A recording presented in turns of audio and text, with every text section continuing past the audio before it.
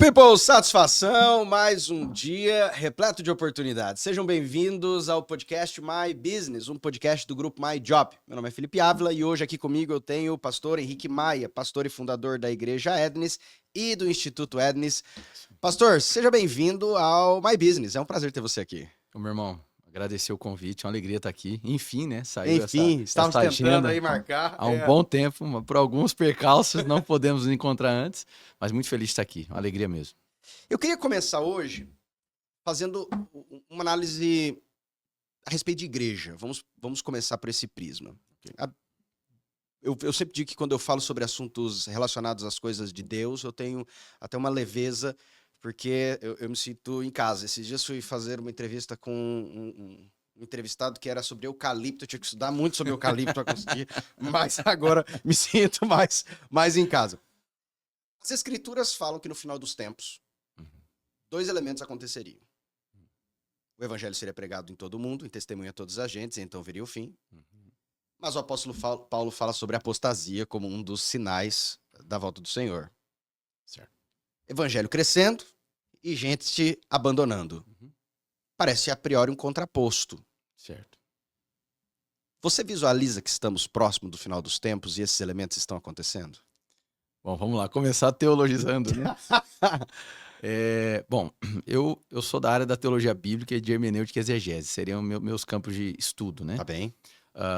E que eu me posiciono com maior tranquilidade. E a primeira coisa que a gente tem que analisar, na minha visão, é entender o que é fim e o que é tempo do fim. Ok. E se a gente fizer uma teologia bíblica, ou seja, buscar o texto, interpretar o texto e observar o que os autores bíblicos utilizaram de linguagem, o fim começou.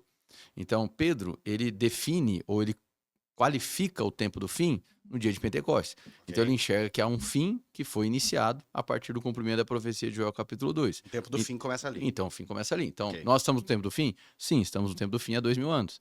Então nós estamos no fim. Mas nós estamos no fim do fim? Nós estamos no fim eu não sei. Eu sei que nós estamos vivendo o tempo do fim. E coisas que eles viveram e que eles já qualificavam como tempos do fim são coisas que nós também vivenciamos e nós podemos qualificar como tempo do fim. Aí você citou o evangelho será pregado, o evangelho do reino será pregado em toda a terra. Isso está em Mateus capítulo 24, né? Dentro daquele sermão do monte. E aquele próprio sermão ele pode ser interpretado de algumas maneiras. Uma delas é exclusivamente futurista, é olhar para esse texto como Jesus estava falando sobre algo que aconteceria 1000 anos para frente, ou seja, no nosso tempo ou na próxima geração. E outra possibilidade interpretativa é de que aquele texto ele teve um seu cumprimento ainda no primeiro século. Então, por exemplo, a gente vai ter 4 ocorrências no Novo Testamento onde o apóstolo Paulo vai utilizar expressões indicando que o evangelho foi pregado em todas as regiões, em toda a terra. E a expressão terra ali para falar sobre civilização, sobre locais que terra habitada, terra conhecida. Então, é uma possibilidade hermenêutica de que Mateus 24 já se cumpriu, é uma possibilidade hermenêutica de que ele estava trazendo algo com cumprimento do primeiro século e com posterior cumprimento no fim dos tempos. Agora, ainda assim para mim é válido. Por quê? Porque Mateus 25, que ele vai falar, aí sim, uma palavra sobre o tempo do fim, ele vai falar que haveriam ovelhas e bodes no mesmo aprisco, certo? Ele vai falar sobre joio e trigo crescendo juntamente. Então, para mim, o cenário do fim é esse, bem e mal convivendo até o fim. Então, essa tensão entre bem e mal, entre evangelização mundial e apostasia, para mim, corresponde muito bem, se define muito bem como aquilo que serão as cenas que nos acompanharão no fim. Eu acredito numa intensificação da apostasia, mas só é apostasia se primeiro vê evangelização. Então, acho que são os dois elementos que você colocou, são os dois elementos que nós vamos acompanhar, na minha visão, sempre, e num período que seja mais próximo daquilo que a gente entende como fim, embora já estejamos no tempo do fim, vai ser intensificado. Eu analisaria por aí. Você hoje está como pastor da igreja Ednis. Há 6 anos? Há 6 anos. A igreja nasceu 1º de julho de 2018. É uma igreja recente. Recente. Fazendo pelo menos um comparativo com talvez outras igrejas tradicionais da cidade. Sim. É uma igreja recente, mas é uma igreja que aparentemente tem tido um crescimento exponencial. Sim. Eu vou falar não apenas na cidade. Hoje, que pelo menos é um parâmetro, não temos olhos espirituais, mas um parâmetro de números visuais. A igreja hoje vai estar o quê? Quantos membros? São mais de 2.500 membros. Mais de 2.500 membros, né? Aham. Hoje, por exemplo, o espaço que vocês têm ali, cabem quantas pessoas no culto? Ali, no máximo, 900 pessoas. A gente 900, faz alguns mas eu cultos. vi que vai abrir até um terceiro já no É, domingo. estamos avaliando o terceiro. Porque Porque está há uma considerando- necessidade, há uma Tá necessidade. lotado um, tá lotado o outro, e estamos isso, considerando o isso, terceiro. Isso, E a Edris também já tem expandido para fora de Campo Grande. para fora. Para onde ela tem estado hoje? Campinas, Londrina, Manaus e na região de Atlanta, dos Estados Unidos. Isso em menos de 6 anos. Isso. Quer dizer, dentro desse curto período de Dentro tempo. desse curto período de tempo. Exato. O que você vê esse crescimento?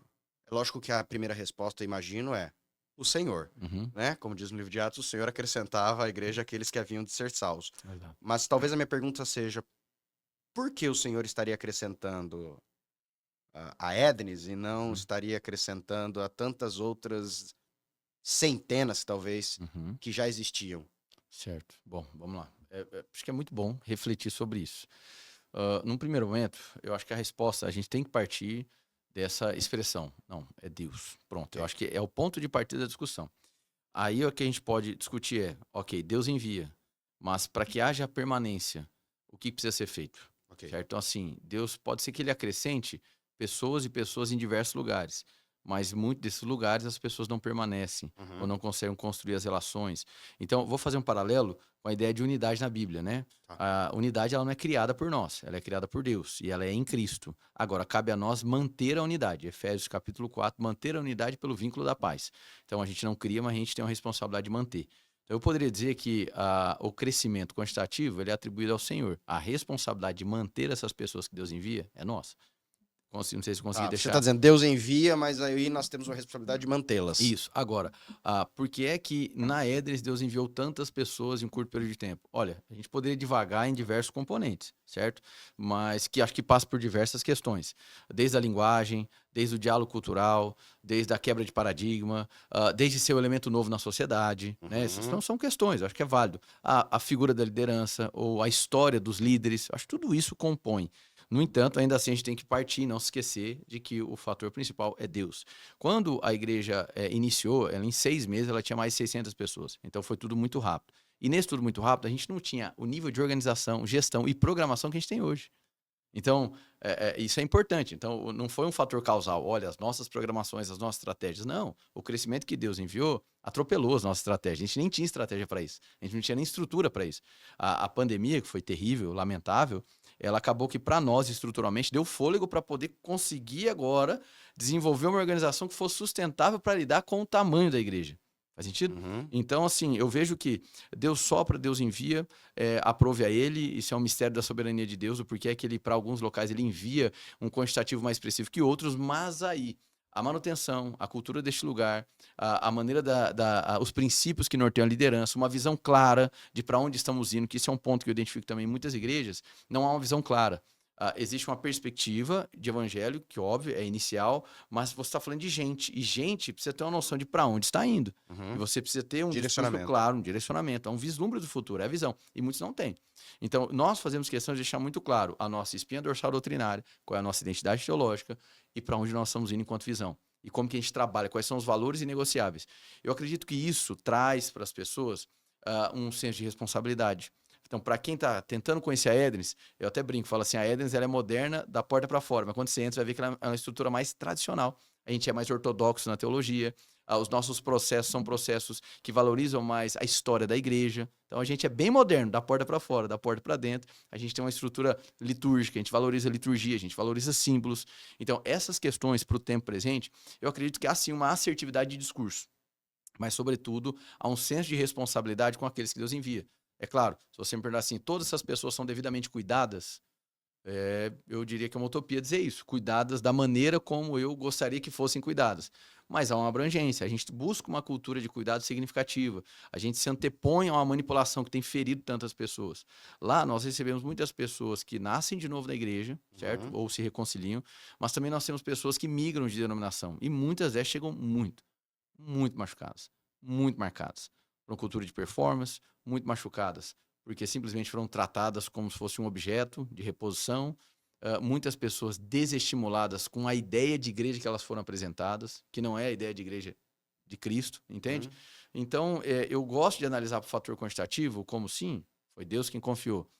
Mas também é responsabilidade nossa entender essa confiança que Deus nos atribui para manter, para alimentar essas pessoas, não é mesmo? Então, Agora, quando você usa uma expressão, Deus envia, mas nós temos a responsabilidade de retermos. Essa palavra reter seria definindo-se por cuidado, por cuidado, alimentar, alimentar, apacentar, nutrir. uma ideia de pastor e ovelhas, Perfeito, de perfeito. Deus Uma abriu, pastoral, é uma Deus abriu a pastoral. aprisco e colocou a ovelha lá dentro. Eu Isso, preciso cuidar dessa ovelha agora. isso, aham. Agora, como conseguir cuidar Uhum, de tantas ovelhas? certo. Eu digo isso porque, se nós lembrarmos da própria expressão do apóstolo Paulo, à igreja de Éfeso, ele fala sobre ministérios como apóstolo, profetas, evangelistas, pastores, Mestre. mestres. Entretanto, nós não temos, olá, graça e paz, quem é você? Ah, eu sou o mestre. E você? Eu sou o apóstolo. E Aham. você? Eu sou o pastor. Eu sou o evangelista. Sim, E eu sou... sim, sim. Normalmente, essas nomenclaturas a gente não encontra tanto em algumas igrejas. Uhum. Apóstolo foi traduzido com uma percepção em muitas igrejas como upgrade de pastor, e não como Equívoco tremendo. missionário, que seria a perspectiva. Ah, basicamente, todos foram visualizados como pastores, em grande maioria das igrejas. Ainda que não necessariamente todos tenham a função ou tenham a habilidade ou a vocação do Senhor de abraçar e de cuidar de Certo. maneira boa uma ovelha. Agora, como conseguir cuidar de tantas pessoas? Você, quando abriu a Édenes ou quando fundou a igreja, hoje você, me corrija se eu estiver equivocado, tu trabalha integralmente na igreja. Dedicação exclusiva. Dedicação exclusiva. Mas inicialmente não era assim. Não, Você é médico. médico. E médico, em tese, pelo que eu conheço de alguns amigos meus, trabalham Consideravelmente. bastante. Eu não conheço nenhum médico que trabalha pouquinho. Exatamente. Como é que foi? Vamos falar no começo, porque agora olhar com 900 pessoas, que você acabou de falar, vários cursos, 2.000 e poucos, já com uma organização, talvez Sim. seja mais fácil. Mas vamos começar agora e vamos voltar um pouquinho no começo da Aeres para entender como é que foi esse início. É um choque. É um choque muito grande, porque assim, a gente começa entre amigos, né? Então eu tinha ali. Você veio da onde? Desculpa. Eu da onde? É, Eu sou de Campo Grande. De Campo Grande, mas você Aham. estava em qual igreja Eu antes? nasci de novo na primeira igreja batista e logo me mudei para os Estados Unidos, congreguei por um ano numa igreja batista tradicional lá e eu retorno. E aí eu caminho por 7 anos, 8 anos no Verbo da Vida. Verbo da Vida. Aí no Verbo da Vida eu fui líder de jovens, pastor de jovens, fui professor. Enfim, ali eu desenvolvi bastante. E aí decidiu abrir... Foi. Aí até que em 2015, eu ainda lá, eu tenho uma visão, um sonho de Deus. Não é a maneira que Deus costuma falar comigo. Na verdade, eu conto nos dedos às vezes que isso aconteceu. Mas eu tive o mesmo sonho por 5 noites seguidas, com o mesmo grau de detalhamento, a mesma imagem, a mesma direção, o mesmo texto. E a partir dali, aquele sonho começou a me assombrar, porque o contexto que eu vivia de igreja era um contexto bom. Como foi esse sonho? Esse sonho, basicamente, Deus ele me mostrava, assim, como se fosse uma visão panorâmica, o mapa do Brasil. E eu olhava para o mapa do Brasil e eu conseguia ver alguns pontos luminosos na nação brasileira. 8 pontos luminosos em específicos. Aonde tinha esses pontos luminosos, aviões subiam e desciam, eu entendia que eram áreas aeroportuárias da nação brasileira. De repente, uma onda começava a brotar, uma espécie de onda, um fluxo de alguma coisa, saía de uma dessas cidades e começava a passar em todas. Passava nas 8 e depois migrava para a América do Sul, América do Norte, cruzava o oceano.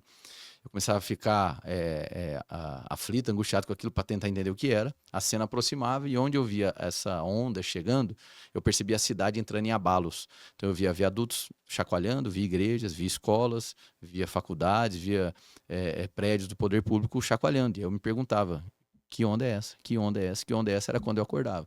Quando eu acordava, Deus me levava em Gênesis 2:7, todas as 5 noites. Gênesis 2:7 é o texto que Deus fala sobre o fôlego de vida que ele sopra, né? Ele soprou o fôlego. Fôlego ali no hebraico é a expressão neshma, que significa espírito, significa fôlego e significa inspiração divina. E a resposta que veio ao meu coração era, essa onda é uma onda de inspiração. A inspiração divina diz respeito ao descobrimento de identidade do indivíduo e despertamento para um propósito. Basicamente, essa é a visão. A Éderes existe para inspirar pessoas. E inspirar, para nós, significa exatamente isso. Retransmitir ao próximo aquilo que nós recebemos pela graça. Mas você começa a ter o mesmo sonho? Ele é repetidamente idêntico? Foram 5 noites seguidas, exatamente o mesmo sonho, acordando exatamente Mas você no mesmo entendeu ponto. De maneira clara? Porque às vezes a gente tem Na uma primeira percepção do noite, Senhor. não. Na segunda noite, não. Na terceira, quarta e quinta, eu comecei a ficar convencido por isso. Mas isso foi 2015. Por 2 anos eu fiquei calado. Não contei nem pra minha esposa desse sonho, porque ele me assombrava. O contexto que eu vivia, eu já era médico, já era pastor. E, assim, muito satisfeito com o local que eu Você estava foi inserido. ordenado na Na Igreja Verbo da Vida. Tá. E lá eu Eu não tenho histórias tristes para contar de ministério. As histórias que eu tive foram boas, pastores bons que me deram autonomia, etc. E o contexto que eu vivia de jovem, de ministério de jovens, era muito bacana também. Eu tenho 35 anos, a época lá, foi em 2015 isso, põe 10 anos atrás, eu tinha 25. Estava vivendo algo muito bacana, viajando no Brasil pregando e cultivando aqui um ministério muito legal. Então eu fico 2015, 2016 calado, não conto nem para minha esposa. Algumas palavras, algumas questões começaram a crescer dentro de mim, mas eu não queria deixar de viver o que eu estava vivendo e eu também me assustava com a dimensão daquilo que Deus mostrava. Mas você entendia que isso significava abrir um novo ministério ou não? De início, não. De início eu estava pensando, várias coisas passaram na minha cabeça. Eu sabia que envolvia um movimento, mas vamos dizer assim, eu até tentei negociar com o senhor se era possível aquilo, trazer aquilo para dentro da dinâmica que eu estava inserido. É claro, a gente vai ouvindo pessoas mais velhas, eu não abri com ninguém, mas ouvindo, tentando aprender, anciãos, ouvindo de pessoas mais experientes. Até que chega 2017, converso com minha esposa. Ela tem uma percepção no coração que a gente estava também encerrando um ciclo.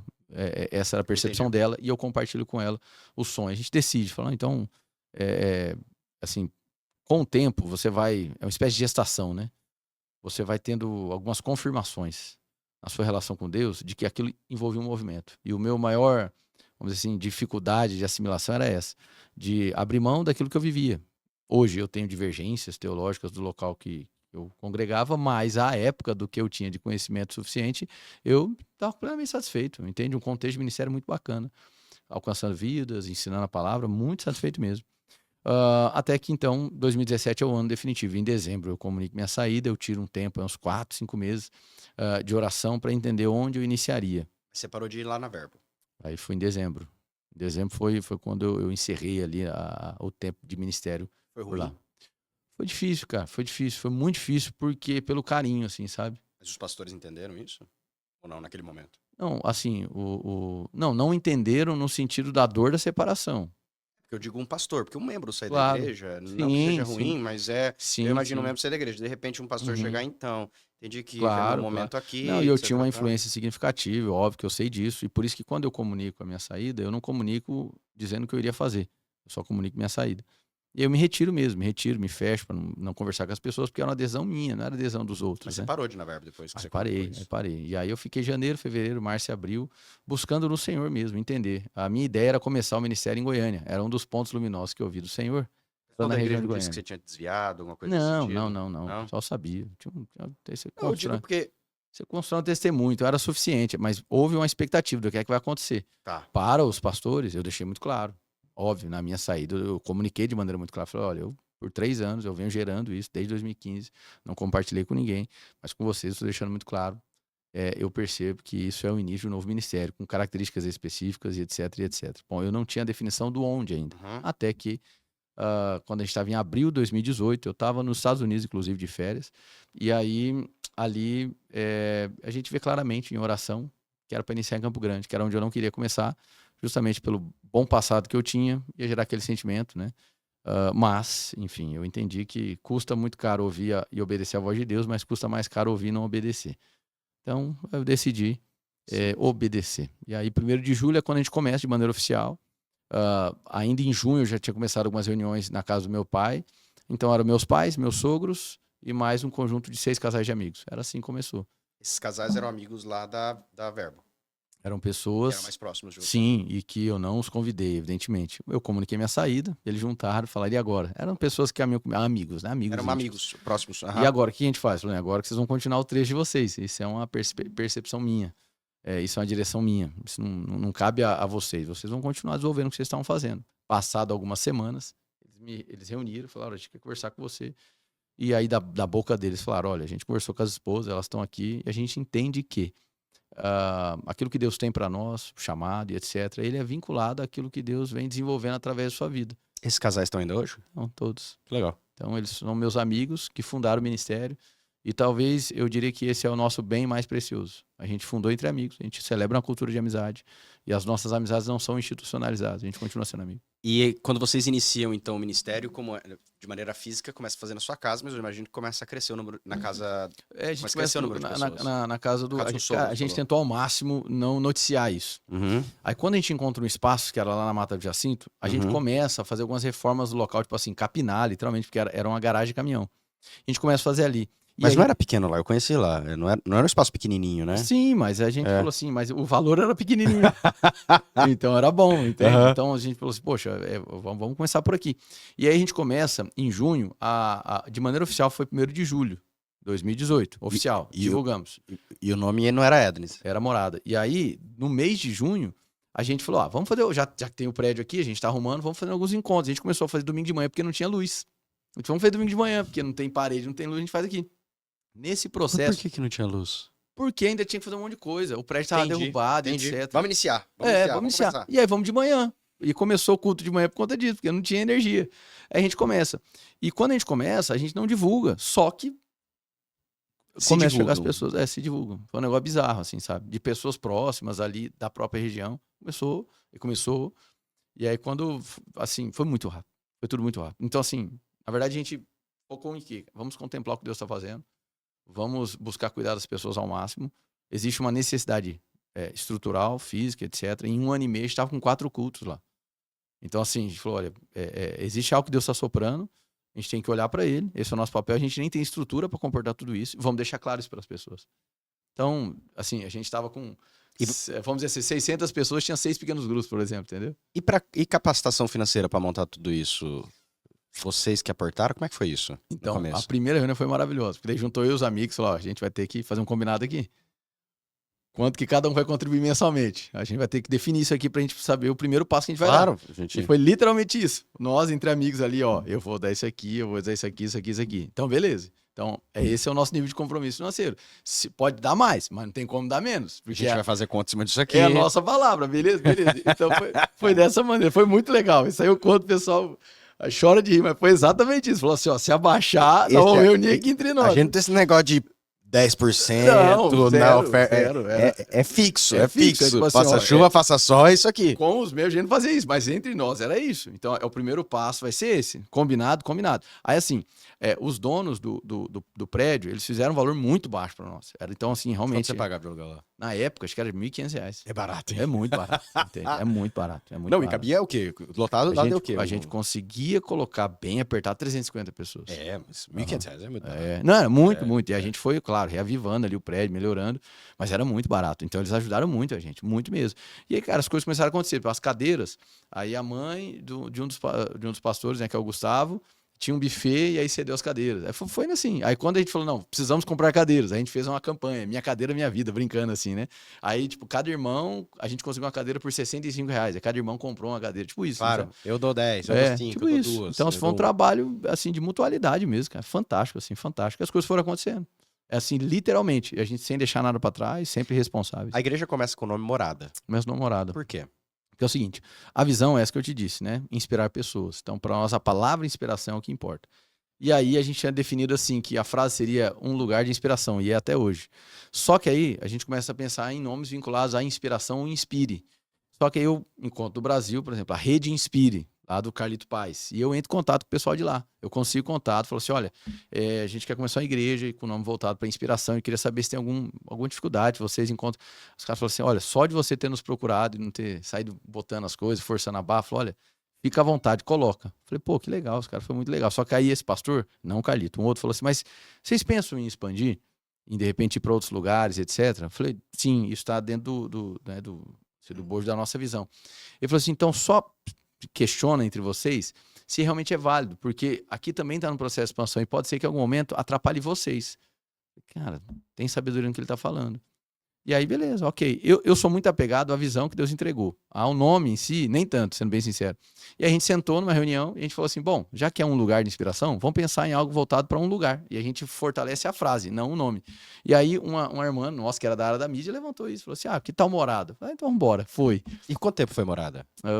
Até 2000 e pandemia 21. E por que tirou? Porque é o seguinte, aí a gente começa a crescer. Aí você começa a descobrir coisas que você não sabia, né? De marcas e patentes, você começa a aprender um pouco de direito, essas coisas. E aí começamos, né, a caminhar, etc. Assim, a gente sempre foi satisfeito com o nome, tá tranquilo. Só que a gente percebia que o nome, ele tinha não... registro no INPI? Não, ele tinha. A gente entrou com o registro. É uma história bem interessante. Entramos com o registro, pum, entrou. E aí depois descobriu que tinha uma outra igreja Morada em Goiânia que tinha entrado também. Quando que a gente descobriu? Quando a gente foi começar a fazer reuniões em Goiânia. Puxa vida, e agora? Aí a nossa advogada disse assim, falou assim, olha, vocês entraram em tal período, eles entraram depois do período de vocês, então pela lei da anterioridade vocês têm direito. Falou, no entanto, a pessoa que entrou primeiro para vocês entrou no dispositivo errado. Então entrou no dispositivo errado, quando vocês mudaram, tecnicamente eles agora estão primeiro. Aí ela falou, é possível brigar, o estatuto de vocês veio primeiro, e etc, etc. E eu já tava assim, tá, puxa vida, podia ter um nome que seja mais a ver com a nossa visão do que ter que explicar, entende? É morada, lá. Ou é morada, mas não é a banda morada, sabe? Aquelas Demorada, coisas mas assim. por causa disso, etc. Entende? Tal. Aí eu, puxa vida, eu já tava assim meio quieto. Aí eu falei, sabe uma coisa? Vamos mudar. Vamos mudar de nome. Foi literalmente desse jeito. Eu falei, como assim mudar de nome? Agora o nome é forte. Eu falei, não, vamos mudar. E aí a gente começou, sabe, a orar nesse sentido. Foram alguns meses, até que a gente encontrou nessa questão de Édenes, que é Éden no latim, né? É a expressão Éden no latim. Então, o lugar de inspiração, o local onde Deus sopra essa inspiração, era no ambiente edênico, vamos dizer assim. E Éden não é o nome de batismo do jardim, né? Deus plantou um jardim região. no Éden, né? Então, Éden é uma verdade espiritual, uma realidade espiritual, a presença de Deus, enfim, o jardim das delícias e por aí vai. Então, a gente compreendeu que Édenes, né? E aí... Édenes é Éden no latim? A pronúncia mais correta no latim não seria nem Édenes. Édenes já é uma forma portuguesada, né? Brasileirada. Você sabia que a primeira vez que eu ouvi, eu achei que era... Em inglês, Eden is. O Éden é.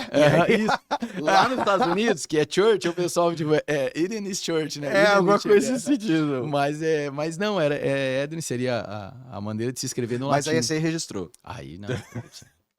Tudo resolvido. Vocês ficaram algum tempo ali na Mata do Jacinto. E foi, como nós estávamos falando, um momento de exponencial. Sim. Né? Mas não tinha uma gestão, tinha um grupo de amigos que simplesmente abriu um projeto diante de uma visão que você acabou recebendo da parte do Senhor. Sim. E acreditando na visão, disseram, tamo junto. E esse grupo de amigos não eram pastores, quando eles inicialmente juntaram junto com você, ou eram já? Nós realizamos a ordenação deles, mas foi depois de mais ou menos 1 ano e meio.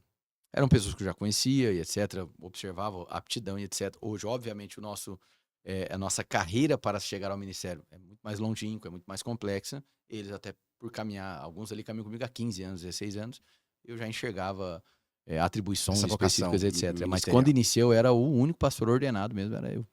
E aí, como é que foi essa organização? Porque hoje eu olho a Édenes como uma igreja muito organizada. Sim. Pelo menos hoje eu vejo ela como uma igreja muito organizada. Acho que qualquer um, até porque para conseguir fazer a gestão, né, a gente nem falou ainda, mas tem o Instituto Édenes, entre outros elementos, mas é uma igreja muito organizada em departamentos de maneira muito clara, em funções, atribuições, o membro quando chega, como é que vai funcionar. Seu caminho, tem todo um caminho, tem todo um processo, né, ali dentro. Como é que foi criado isso, assim, essa questão desse processo no começo? Você entendeu que havia necessidade de pastores? Você entendeu que havia necessidade de criar algo? De onde veio a ideia? Fala um pouquinho disso. Legal, vamos lá. Bom, a ideia da visão e de coisas que até nós estamos vivendo agora, estava esquadrinhado antes dela ser fundada. Eu tenho uma relíquia, né? São os slides da primeira vez que eu... Você já tinha rabiscado. Tinha rabiscado, assim, mas literalmente com um grau de detalhamento que hoje eu olho para trás e falo assim, meu Deus do céu. Assim, as cidades que a gente está chegando, né? Segundo a visão... Mas como assim? Explica, dá um exemplo. O que você tinha rabiscado? Um exemplo. Não, por exemplo, a maneira de se trabalhar com ministérios geracionais, a maneira de se trabalhar a parte de voluntariado, a maneira de se desenvolver líderes, a maneira de trabalhar em pequenos grupos. Os modelos, eles foram sendo refinados, mas a perspectiva é a mesma. Mas você fez um esboço no papel? Você rabiscou? Um esboço no papel, eu criei uma apresentação de slides e eu tenho essa apresentação até hoje, um PowerPoint. Tudo bonitinho lá, os valores, entende? Assim, os valores que a gente definiu, as bandeiras da igreja, os cornerstones da igreja, tudo exatamente como foi do princípio. Então, vamos dizer assim, como se fosse o esqueleto do negócio. E aí depois foi se desdobrando, né? Cada tecido, vamos dizer assim, né? Até chegar na pele, vamos colocar assim. E todo mundo sempre sabia disso, desde no começo, ou não? Desse núcleo, sim. Eu sempre fiz questão de deixar muito claro qual era a visão, o que nós existimos. E é por isso que a gente fala que a Édenes, ela comunica com 4 públicos. Os pecadores, para que eles sejam salvos. Uma vez salvos, filhos, né? Que eles amadureçam, para que eles se tornem maduros e aí se tornem responsáveis enquanto líderes ou voluntários e que todos amadureçam para se transformar em reformadores da sociedade. Uma coisa inegociável para nós é um negócio chamado espiritualidade ativa na sociedade.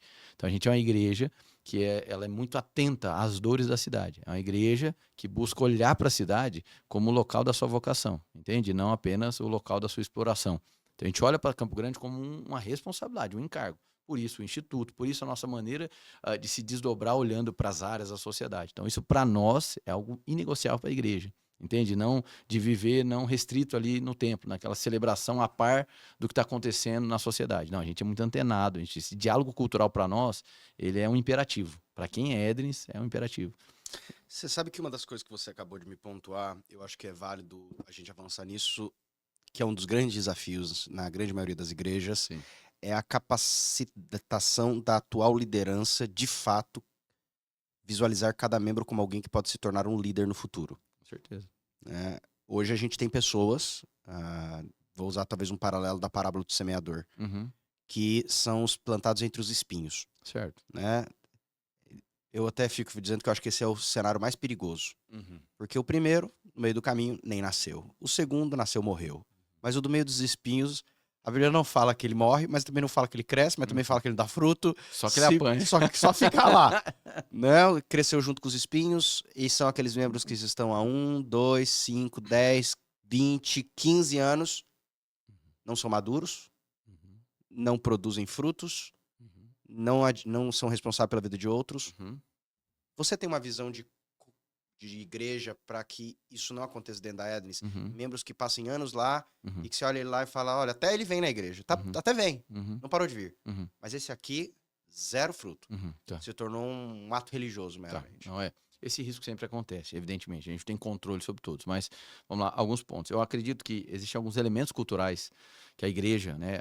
Existe um livro chamado Igreja Tov, do Scott McKnight e uma outra irmã, que eles vão falar sobre a cultura de bondade nas igrejas contra igrejas tóxicas. E uma das coisas que eles falam é: todo mundo é um player cultural na comunidade. Inclusive, a própria cultura da comunidade é um player cultural. Então, assim, você tem pessoas que são players culturais, que têm o maior nível de influência, os pastores, etc. Mas todo membro que chega, ele carrega alguma porção de influência na cultura. E a própria cultura, ela vira essa força motriz que promove algo. Então, quando os principais players culturais, vou utilizar essa linguagem, tá? Uhum. Eles trazem alguns elementos, eles são insistentes, intencionais, até que esses elementos se transformem em orgânicos, você vai perceber que a cultura vai sendo modelada nesse sentido. Então, para nós intencionalmente não glamourizamos o púlpito. Nós intencionalmente temos uma cultura anticlerical. Então, isso faz o quê? Uma horizontalização, que é o conceito lá da Reforma Protestante em latim, do coram Deo, uma vida inteira diante de Deus. Tá. Então, a gente celebra um padeiro que foi chamado para ser padeiro, ele amassando o pão é tão santo quanto eu ensinando a palavra. Então, essa ideia de horizontalização da espiritualidade, a gente, desde o começo, é muito intencional em trazer isso. Entende? De entender que o seu trabalho é sacro, tão sacro quanto o que eu faço, se você o faz para a glória de Deus. Então, esse entendimento, a gente é insistente. Ou seja, você não precisa se tornar um pastor ou um Exato. líder dentro da igreja. Se você tem uma vocação, exato. ofereça com excelência. A linha de chegada da sua espiritualidade não é um púlpito. Então, nem todos vão se tornar pastores. E o fato de eu ser um pastor não significa que eu sou superior moralmente a você, nem superior espiritual a você, ou que eu tenho uma autoridade no nome de Jesus distinta de você. A autoridade é a mesma. É a partir de Cristo Jesus. As responsabilidades são distintas.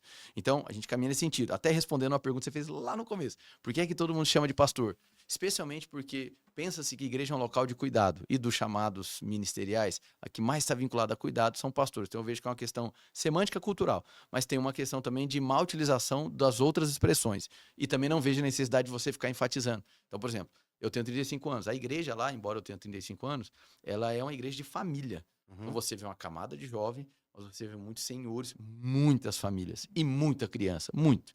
Então, essa pegada geracional, que também é um imperativo para nós, poxa, cria situações onde existem irmãos que me chamam de pastor. Existem irmãos que me chamam de Henrique. Existem senhoras que me chamam de filho. Entende? E eu acho isso belo. Eu acho isso maravilhoso.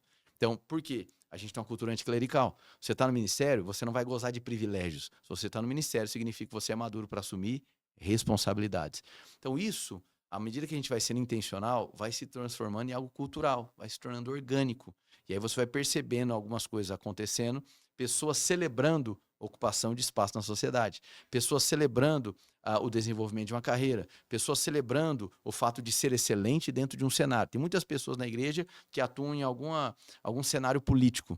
E aí você vê pessoas que estão cooperando para a moralização de alguns setores. Você vê pessoas ali que estão conseguindo desmontar esquemas de corrupção. Isso tem que ser glorificado, isso tem que ser valorizado. E na nossa igreja a gente valoriza essas questões. Então, nós temos lá uma área de business, por exemplo. E um dos primeiros alvos ali da área de business era justamente pegar aquele cara que sonha em empreender. Entende? Não pegar apenas o cara que é super empreendedor. Não, pegar aquele cara que tem um desejo e ajudar ele a se desenvolver. Então, isso tem muito a ver com o DNA do que a gente cultiva. Muito. Sabe que hoje existe... Não sei se te ajudou a responder, Não, última. perfeito. Hoje existe, aparentemente, uma igreja para cada gosto. Parece que existe um menu de igreja. Será que isso é uma expressão da multiforme manifestação da graça de Deus? Sim. Ou, na verdade, o menu de igrejas é mais um elemento do maligno que começa a dizer ou incluir elementos que não são bíblicos para exatamente distingui-lo da verdade? Certo. Bom, como eu estava dizendo, né, eu acredito e eu valorizo as expressões diversas da igreja. Eu acredito que a igreja é una, como diria o credo apostólico, mas também é plural. Né? Eu acredito nesse elemento da multiforme, graça, sabedoria. A gente vai observar isso no livro de Atos também, nessas expressões de regiões e culturas distintas e a abertura que a própria Escritura dá para que algumas decisões eclesiológicas sejam tomadas. Esse é um ponto. No entanto, e até queria citar um livro aqui, o livro Igreja Sinfônica, que é organizado pelo Pedro Dutti, um grande teólogo brasileiro. E ele vai falar sobre isso, né? Sobre a igreja enquanto sinfonia. No entanto, a gente vive numa sociedade excessivamente, vamos dizer assim, consumista, materialista, imediatista. E isso eu vejo que tem afetado. Então, aquilo que deveria ser utilizado para a glória de Deus, a gente valorizar as diversas expressões, acabou se tornando um enredo onde esse espírito, no sentido espírito da época, né, a natureza da época, tem se aproveitado. E eu vejo, né, muitos ministérios, infelizmente, se enveredando, sabe, nessa cultura excessivamente consumista. E aí o que acontece? Quando a cultura de consumo invade a igreja, a gente inverte o centro da adoração. Deveria ser Cristo, agora se torna o ser humano. Então, nós devemos pensar em coisas que vão encontrar com a necessidade das pessoas, até no sentido estrutural, físico, material. Podemos pensar em coisas boas, abordagem, estrutura, mas Cristo tem que ser o centro. Ou seja, tudo isso tem que ser secundário. Mas você visualiza o cenário de hoje como um cenário semelhante à igreja de Laodiceia no Apocalipse? Governo do povo. E essa expressão governo do povo é uma expressão até que é o próprio significado de Laodiceia interessante, tendo em vista que pregações, expressões, mais para satisfazer o povo, na questão até que nós falamos sobre delivery, do que necessariamente para que o povo fique. Porque essa questão do menu de igrejas que existe hoje é algo, hedonismo e algo preocupante. Preocupante. Eu digo preocupante porque, vamos pensar num exemplo das escrituras. O livro de Corinto, aquele rapaz que estava tendo relações com a mulher de seu pai. Lógico que em 1 Coríntios expulsou, 2 Coríntios traz de volta, houve arrependimento, um belo cenário de reconciliação. 2 Coríntios, o apóstolo Paulo diz, traz ele de volta, não sejamos vencidos por Satanás, não ignoremos os seus ardis. Eu vejo esse cenário em Corinto. Mas hoje aqui, esse rapaz que estava tendo relação com a esposa de seu pai... encontraria um local de aceitação. Ele vai achar um lugar que não tem problema. E, mas aliás, aí, não volta mais. Mas aí que é a questão. Questiona-se se é igreja. Então, eu acho que uma grande questão, e eu venho tratando isso, eu entrei numa série com a igreja tratando sobre isso. Nem tudo que é falado em nome de Deus e que aguça o imaginário cristão provém de Deus. Cristo tem sido usado, entende? Como discurso religioso, em prol de próprios interesses humanos, tem sido utilizado em discursos e palanques políticos, em situações completamente descabidas. Então, eu vejo que isso é o espírito consumista. Eu uso, Cristo virou um meio para um fim. Entende? Então, a gente vive hoje o tempo onde as pessoas supervalorizam a conquista, a carreira, a fama, o que elas podem ter. Então, a religião é apenas um pressuposto. Cristo é apenas um meio para que eu obtenha um fim. E qual é o fim? Me sentir satisfeito e pleno. Existem alguns temas que são temas mais controversos dentro da igreja. Certo. Temas, talvez, principalmente numa geração como hoje, geração nossa. Falarmos, por exemplo, como casar virgem há 50, 60 anos atrás, não traria tanto escândalo. Você chegar de púlpito hoje e dizer que você que está vivendo no seu namoro ou no seu noivado e você que está vivendo tendo uma relação sexual, você está vivendo na prática de pecado. Você falar hoje sobre manter um casamento é uma coisa, mas muito provavelmente até mesmo da igreja existe um grande grupo de divorciados, talvez no segundo, talvez no terceiro, talvez no quarto casamento. Como falar com relação a temas que nós percebemos dentro da igreja tão normais? Certo. Eu posso falar com relação à sexualidade, posso falar com relação a divórcio, posso falar com relação a casamento, posso falar com relação à homossexualidade. Sim. temas que temos percebido que cada vez mais têm se tornado leves no discurso dos líderes, Uhum. exatamente para que não fique chateado Uhum. as ovelhas que ouvem. Certo. Aham. Bom, muito bom. Bom, tem temas que eles são absolutizados pelo próprio Deus nas Escrituras. Então tem coisas que às vezes perguntam, o que que você acha isso? Não importa o que eu acho, é o que Deus diz. Então se Deus diz, cabe a mim, o mensageiro, transmitir o que Deus diz. Ah, existem coisas que podem ser interpretativas do tempo presente? Tudo bem, acho que existem coisas, mas pecado é absoluto. Então, quando Deus define pecado, ele não define pecado exclusivamente para uma cultura. É pecado, independente da cultura, independente da nação, independente da época. Então, existem elementos nas escrituras que Deus atribui aquilo como ação pecaminosa. Por quê? Porque é contrário a ele. E acabou. Então, assim, eu acredito que a abordagem ela tem que ser muito concisa e objetiva. Não precisa dar volta. Uhum. Agora, o problema é que a gente vive, eu chamo de ditadura do ou é tudo isso ou tudo aquilo. O fato de eu reconhecer que tal prática é pecaminosa não interfere no fato de eu servi-lo. Não interfere no fato de eu acolhê-lo. Em questões de sexualidade, o alvo primário de Cristo Jesus não é converter um homossexual em heterossexual e nem um prostituto em heterossexual. O alvo primário é converter de um pecador para filho. Esse é o ponto central. Cristo é suficiente. Então, minha primeira missão não é adaptar o comportamento para aquilo que é o estereótipo evangélico aceitável. Meu ponto principal é Cristo ser pregado da maneira mais apaixonante possível para que ele, sendo encontrado por Cristo, Cristo comece a reorganizar a vida dele e que isso passe por um convencimento de Cristo, com apoio, com conselho, mas com o convencimento de Cristo. E aí Cristo vai tratar o guarda-roupa dele, vai tratar a fala dele, vai tratar a sexualidade dele, vai tratar etc. Então, por exemplo, é muito comum hoje a gente, quando entra no assunto homossexualismo, que à luz das escrituras me parece muito claro que está tratando sobre pecado, mas se a gente pudesse fazer uma escala de proporção nas igrejas, nós seríamos, eu acredito, que proporcionalmente um número esmagador de homens prostitutos e morais presos na pornografia do que homens que estão se degladiando com a homossexualidade. Só que para um caso, coloca-se uma lente de aumento gigantesca e como se fosse uma bizarrice. E para o outro, é tratado como, pelo menos é homem, né? Então, esse tipo de olhar, de pelo menos é homem, isso para mim é antibíblico. Isso para mim é um tipo de tentativa de pensar que exclusivamente a sua orientação sexual é o que define se Deus é adorado ou não. Não é. Agora, existe uma orientação sexual? Existe. Então, não tem muito o que devagar nisso. Eu vejo pessoas tentando criar toda uma teia para defender. É simples. A Bíblia diz isso e acabou. Não cabe minha opinião. Eu posso até achar diferente, mas eu estou ali para transmitir a opinião de Deus. Existem opiniões de Deus que são muito bem definidas, que são atemporais, que elas são, enfim, um indefinido. Ok, é isso. Ponto. Aí eu começo a caminhar a partir daqui, a partir do que Deus falou. E não tentando. Tem coisas que são interpretativas? Ok. Então vamos analisar, vamos olhar as possibilidades de interpretação. Quais são os limites dessa discussão? Os limites da ortodoxia e da neo-ortodoxia que me permitem devagar discutir. Até aqui. Passou disso, eu estou usando a Deus, eu estou relativizando as escrituras, eu estou distorcendo. Pedro vai utilizar a expressão torcem as escrituras. Então, é muito claro, Cristo é referência e é parâmetro. Então ele tem que ser o ponto de partida e também os limites de até onde eu posso caminhar. Não sei se ficou claro, mas... Um dos grandes... Para mim ficou. Um dos grandes... Eu uso a expressão grande no sentido, não de grandiosidade, mas de grande no sentido de expansão de discurso. Certo. Pastores brasileiros, o pastor Ed René, por exemplo. Certo. Eu já tive a oportunidade de visitar a igreja do pastor Ed René. Ibabe. Já ouvi mensagens dele à distância e pessoalmente, e posso dizer, particularmente, já fui muito edificado. Sim. Tá? Muito edificado. Uhum. Mas nos últimos tempos, de fato, e eu sei que você sabe bem disso, alguns discursos deles para um viés da igreja têm tido uma, como eu posso dizer, uma recepção não tão natural, não tão simples, como uma das expressões dele, que era a necessidade de adequar a Bíblia, Atualizar. De atualizar a Bíblia, Uhum. à cultura. Uhum.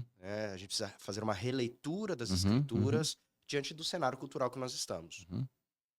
A Bíblia, ela deve ser adequada de tempos em tempos, de acordo com a forma da cultura. E eu digo isso não apenas no seguinte a tempo, mas até do lugar onde estamos. Uhum. Por exemplo, nós estamos falando aqui no Brasil, em um ambiente monogâmico. Certo. Nós estamos falando Liberdade religiosa. de liberdade religiosa. Nós estamos falando de um ambiente em que existe uma ideia de que crente não bebe, crente não fuma, existe um estereótipo de cristão.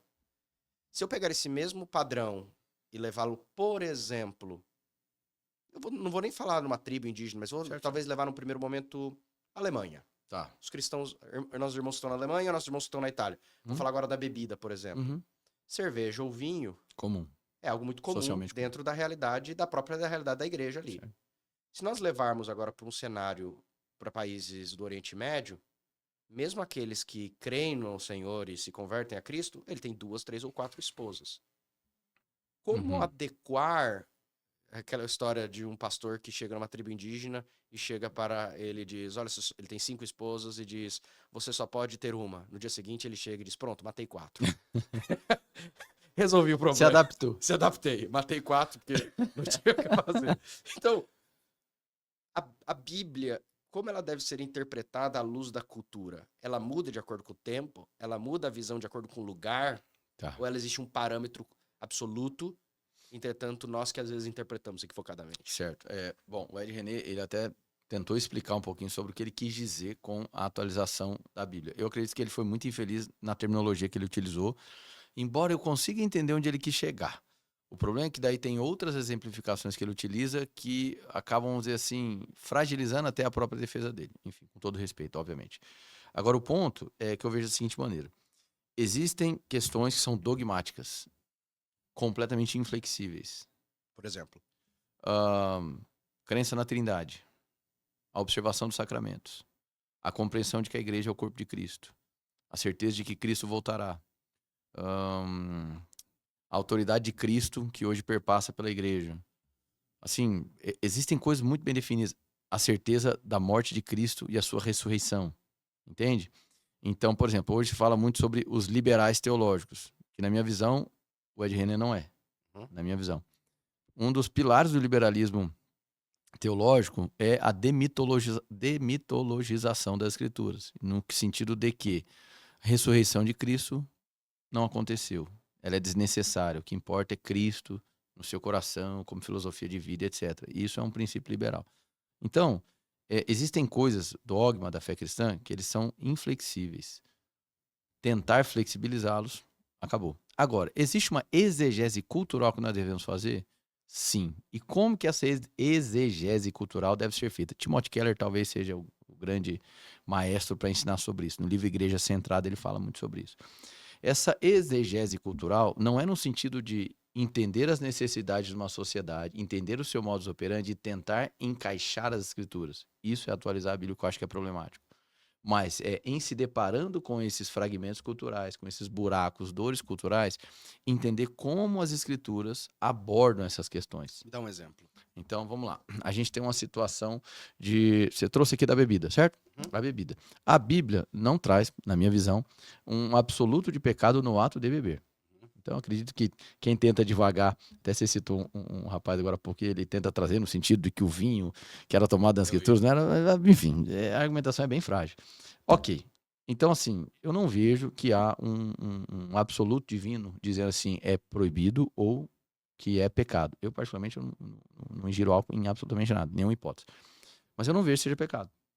Então, se eu me deparo com uma cultura que eles socialmente lidam com o uso da bebida alcoólica, e isso não é a força motriz para uma escalada social de desequilíbrio, uma escalada social de alcoolismo, ou entende que dentro daquele contexto de sociedade, aquela prática que a priori nas escrituras não é pecado, certo?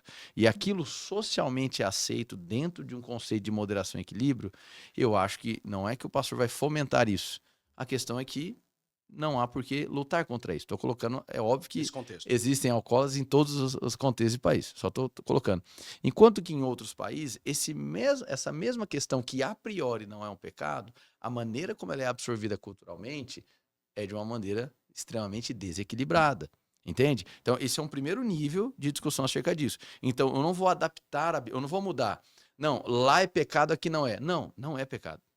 Agora, culturalmente, a maneira como as pessoas lidam... de escândalo?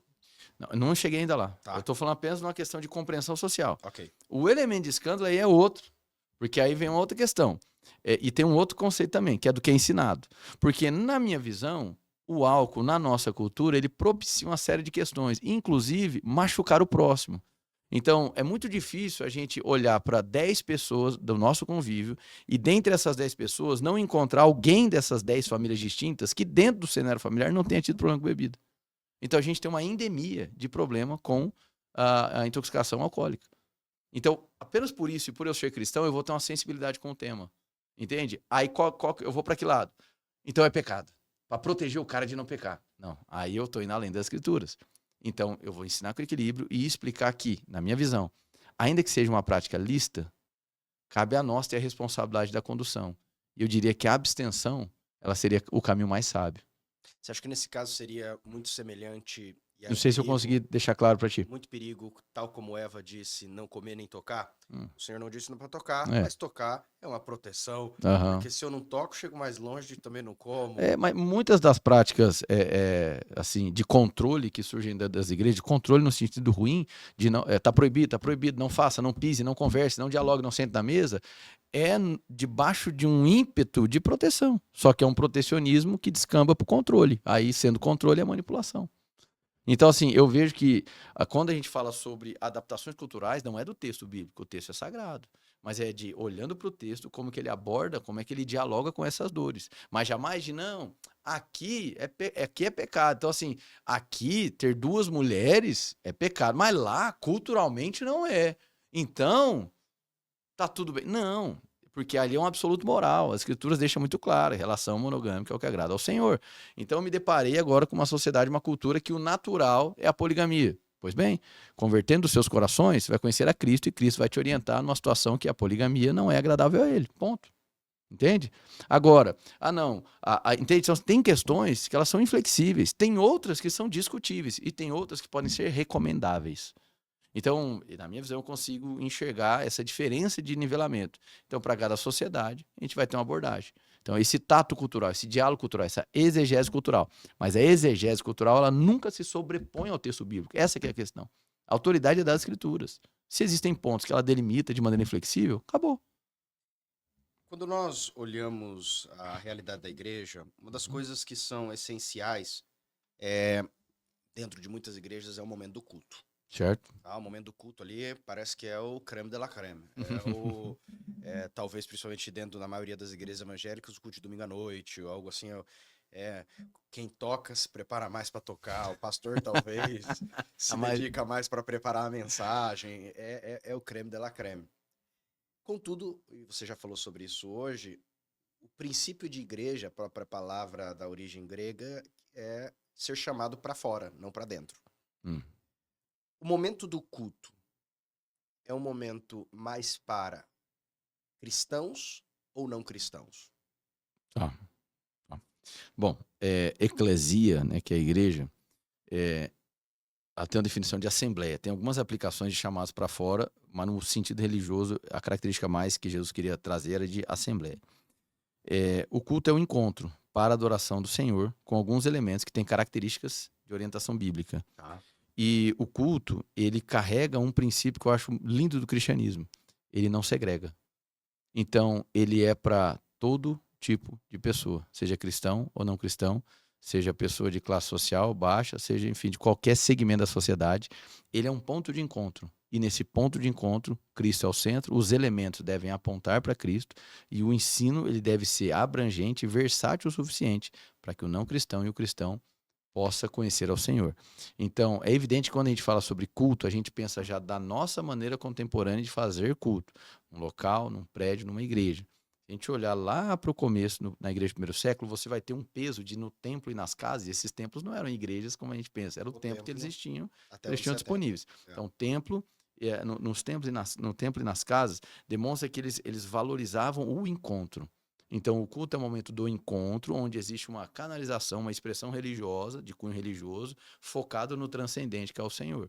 Aí as experiências, as práticas dentro da igreja, elas têm orientações, algumas orientações específicas nas escrituras e outras um pouco mais abertas, sobre as práticas desse culto. No entanto, esse culto ele tem que ser doxológico, ele tem que ser para a glória de Deus. Então, todo elemento que eu pensar, que eu visionar de inserir, eu tenho que questionar se ele é doxológico, se ele glorifica ao Senhor. Então, é esse o momento de encontro.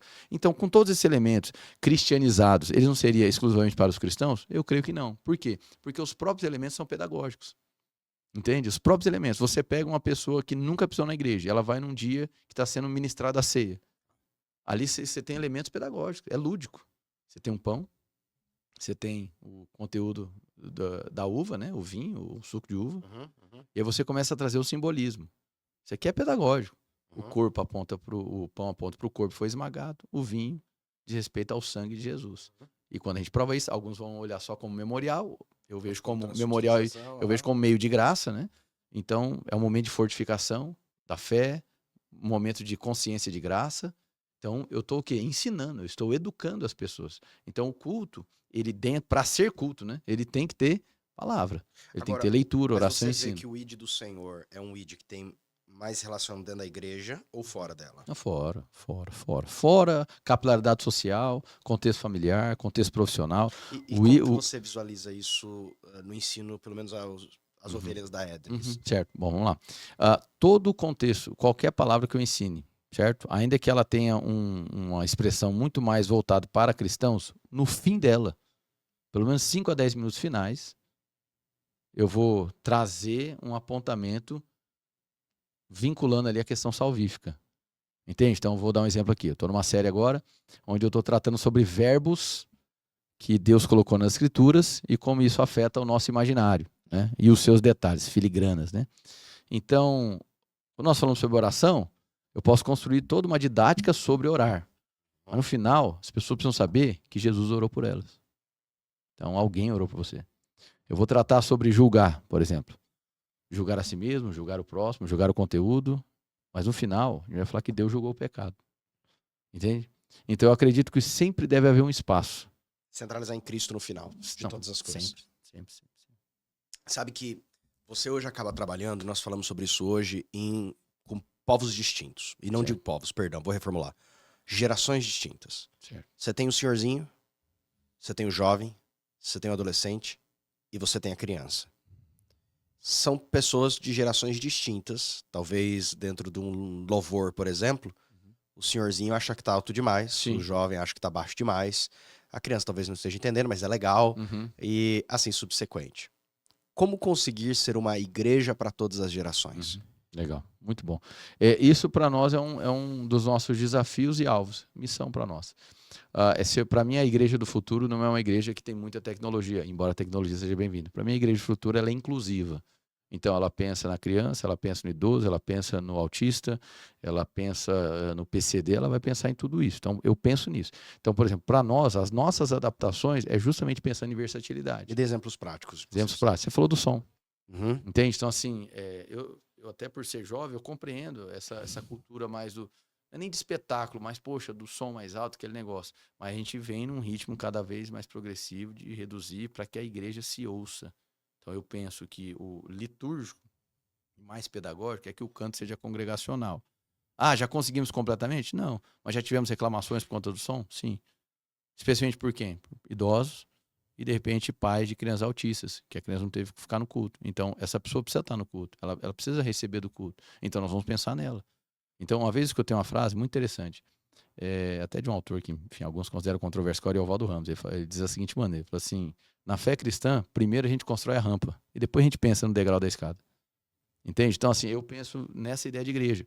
A gente olha pro desfavorecido, a gente olha pro vulnerável, a gente olha para aquele que está mais marginalizado, no bom sentido da expressão, e a gente busca alcançar. Aí aqueles que têm mais pontos convergentes, em comum e etc., né, e gozam ali de, sei lá, de mais vigor, eles têm maior capacidade de adaptação. Então, eu penso nesse modelo de igreja. Mas você visualiza, se é possível, uma igreja que... Porque hoje a gente começa a visualizar, eu vou caminhar na Ednis, algo que você até mesmo disse. Quando começou a Ednis, você disse, muitas pessoas vieram machucadas de outros lugares. Ainda chego.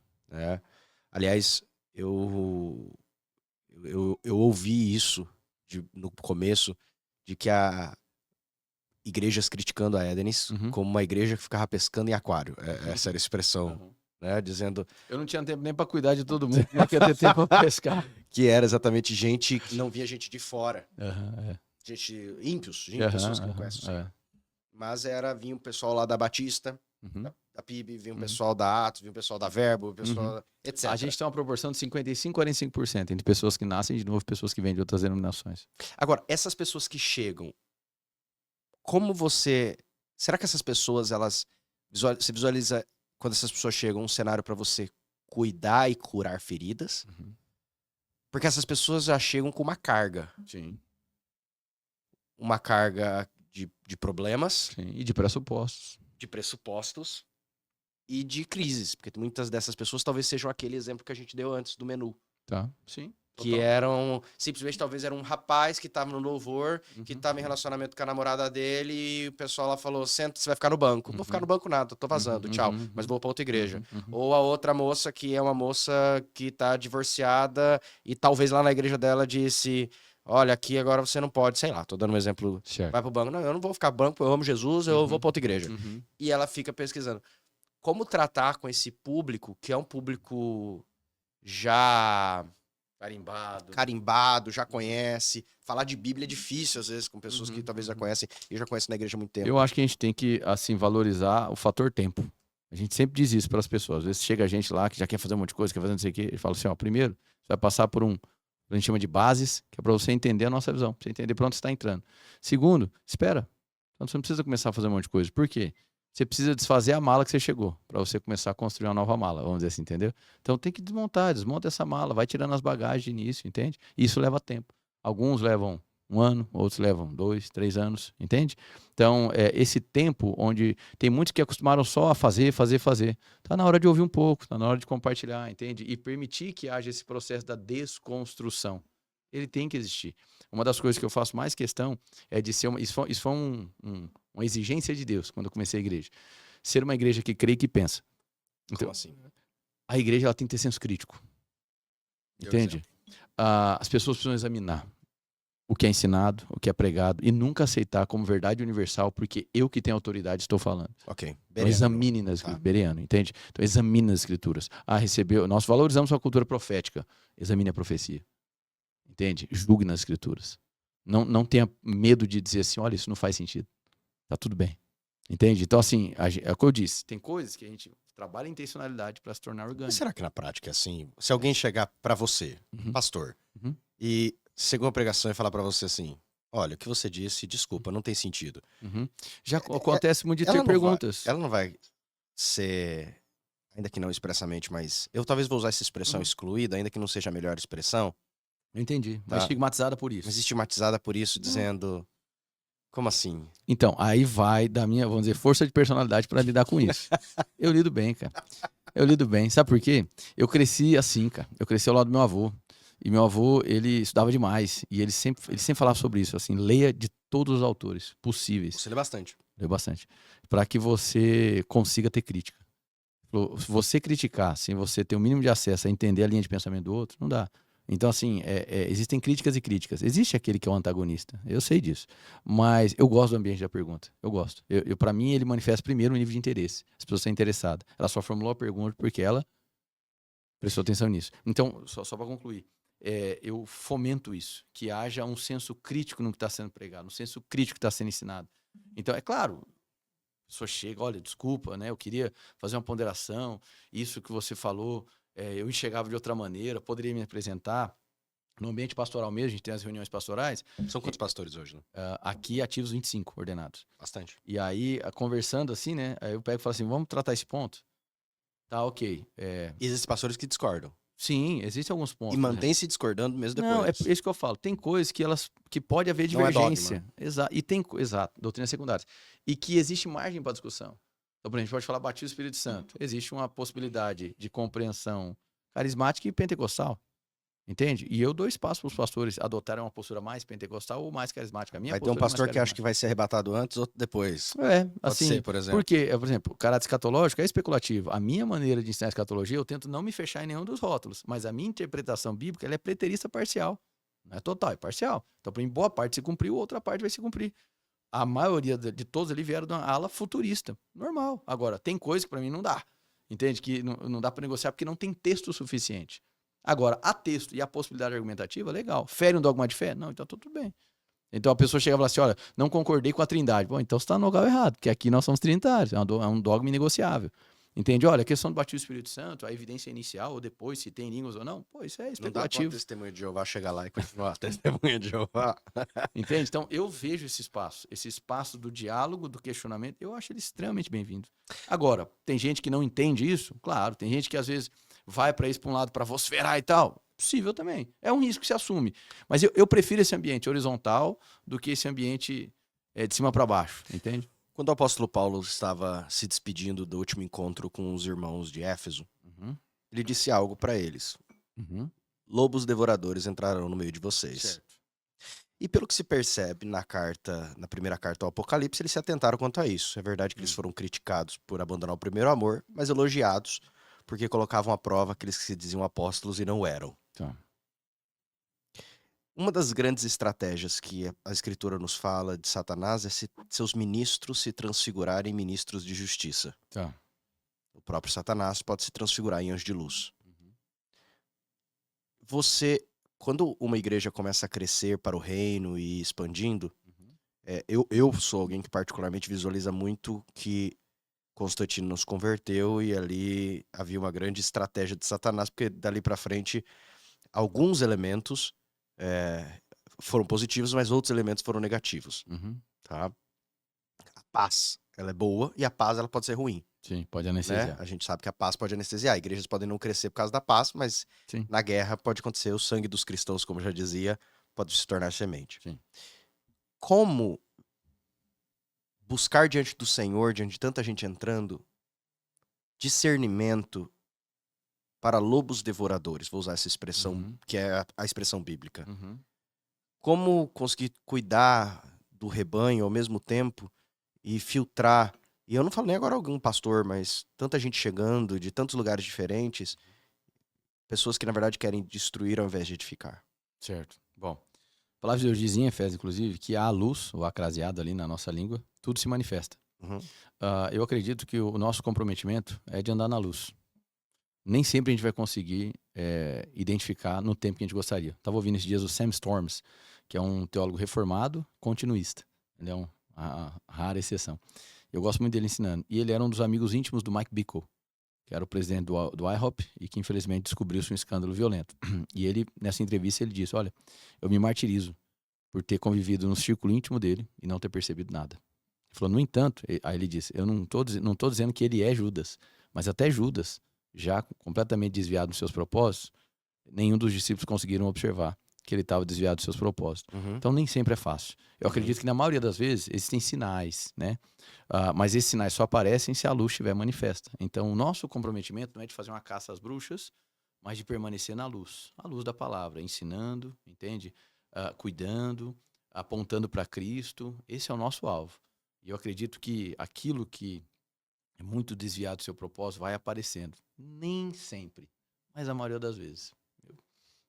Eu iria nessa direção.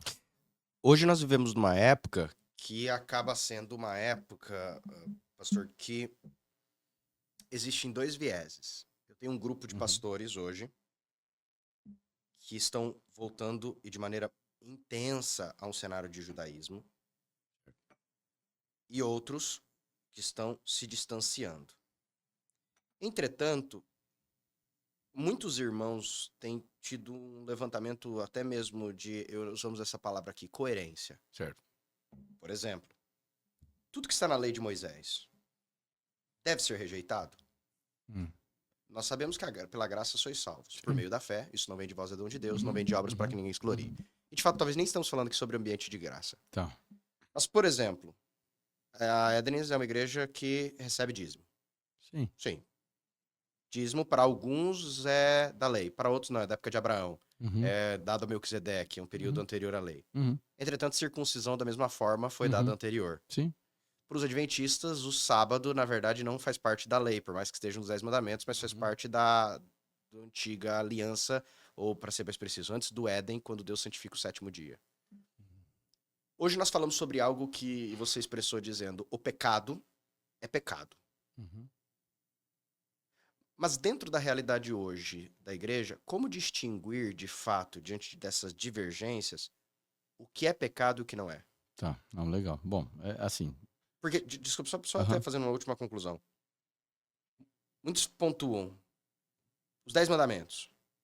Não, mas os 10 mandamentos não é válido. É só lei moral. Mas dos 10 mandamentos, 9 são aplicados dentro da nova aliança. Aliás, o próprio apóstolo Paulo, vossos filhos sejam obedientes a vossos pais no Senhor, porque isso é justo. Honra teu pai e tua mãe, que é o primeiro mandamento. Ele cita os 10 mandamentos de uma realidade da igreja. Uhum. Então ele falou, mas eu achei que a bênção com promessa para que te vá bem e prolongue seus dias sobre a terra era só para a terra prometida. Uhum. Como distinguir ou como entender de maneira clara o que é vontade de Deus e o que não é no tocante a pecado na Uhum. realidade da nova aliança? Não, legal. Bom, você já começou fazendo a distinção, né? Não sei se vou conseguir ter tempo para tudo, porque Não, não, já. eu tô apertado no horário. Mas eu acho que a lei, ela tem algumas divisões, né? Ela tem ali os 10 mandamentos, que ele traz para nós, vamos dizer assim, uma baliza, não apenas de moralidade, porque ele vai começar falando sobre a questão da idolatria, que talvez seja aí a mãe de quase todos os demais pecados. Ah, Agora, você vai ter outras leis, regulamentações que são próprias da comunidade de Israel, onde não há uma questão moral sendo imputada, mas uma questão de prática ou de liturgia ou questão cultural, que aí cabe ao Israel étnico observar. A realização das festas, por exemplo, a forma de se realizar sacrifício, são coisas que já não cabe mais à realidade cristã. No entanto, eu não acredito que a lei ela perdeu o seu valor no sentido de instrução. A Ok. questão é que antes era necessário a obediência para se obter a bênção. E agora nós somos abençoados e habilitados para poder agradar ao Senhor. Então agora a nossa obediência é uma resposta. Ela não é mais a causa da bênção, é a resposta de que a bênção chegou. Então nós somos incapazes de cumprir a lei e de conseguir a bênção pela nossa própria obediência. Por isso Cristo vem como substituto, obedece por nós e condiciona a bênção sobre nós, ainda que nós não merecêssemos. E essa mesma graça que nos salva nos impulsiona a obedecer a Deus dentro das suas balizas. Então, eu tenho para mim que a lei ela continua sendo ali um bastião de retidão. Ela continua sendo uma referência do que é ser reto, do que é uma vida que agrada ao Senhor. Agora, a lei são 613 ordenanças, algumas não são aplicáveis, tanto porque não somos etnicamente judaicos. Ou tem Que, tempo. exatamente. Então, essas questões, eu acho que dentro do conjunto de leis, é bem clara a distinção daquilo que é compreendido como algo do ponto de vista moral. Para outras coisas são cerimoniais, entende? Eu não tenho muito essa preocupação de falar assim, não, abandona o ritual, abandona o cerimonial e fica com isso. Basicamente, você tem uma espinha dorsal daquilo que agrada ao Senhor. E Cristo, ele traz ali, vamos dizer, uma abrangência, dizendo assim, olha, cumprindo essa lei de amar ao Deus acima de todas as coisas e amar o teu próximo como eu vos amei, você cumpre todo o mandamento. Então, eu não desprezo, eu não concordo com quem tenta rasgar a Bíblia na parte da lei, porque ela serve como esteio, esteio moral da civilização. Oriental, ocidental, parte aí daquele prisma, parte daquele entendimento, entende? Então, eu vejo dessa maneira. Aquilo que é absoluto do ponto de vista moral continua sendo, entende? Agora, as regras, no sentido de penalidades, aí se modificaram. Adultério continua sendo adultério. O que eu vou fazer com o adultério mudou. Isso sim, dá para ver o próprio Cristo mostrando Você não que... vai apedrejar. Exatamente. Literal. Então, mas Literal até mesmo. é mais ou menos nesse contexto. Pastor, eu agradeço. É isso. Agradeço. Poderia ficar aqui muitas Não, horas. eu facilmente disse pra você e eu vou avançando aqui facilmente o dobro aqui, mas eu agradeço demais a Eu oportunidade agradeço. e o Prazerzão. momento que você teve aqui sobre alguns assuntos. Eu tento caminhar um pouquinho sobre teologia e a Uhum. realidade da igreja. A gente vai fazendo esse bate-bola, mas muito obrigado. Prazerzaço. Muito obrigado. Sucesso aqui nesse projeto. Muito feliz mesmo de ter participado. Bate-papo maravilhoso. Maravilhoso.